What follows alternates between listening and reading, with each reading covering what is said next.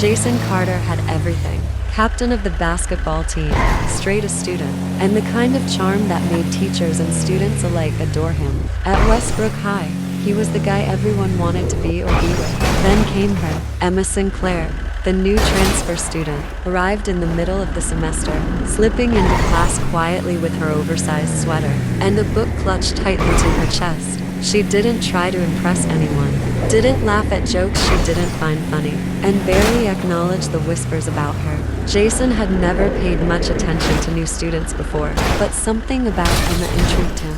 Maybe it was the way she seemed, so completely unimpressed by the social hierarchy of the school, or the way she got lost in books like the rest of the world didn't exist. He tried to talk to her after class one day. "Hey, you're new, right, Emma? Isn't it?" She looked up from her book, eyes scanning him for a second before giving a small nod. "Yeah," expecting her to melt under his signature smile like everyone else. Jason was thrown off when she simply went back to reading. For the first time in a long time, he didn't know what to say. It became a challenge, no, a fascination.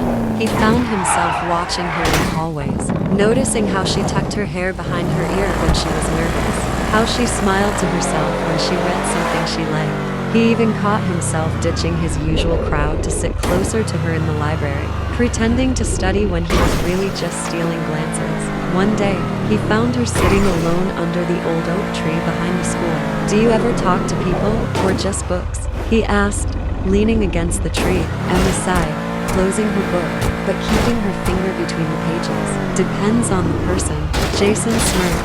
"Am I interesting enough to qualify?" Emma studied him for a long moment, then tilted her head. "Why do you care?" That question rattled him more than he expected. Why did he care?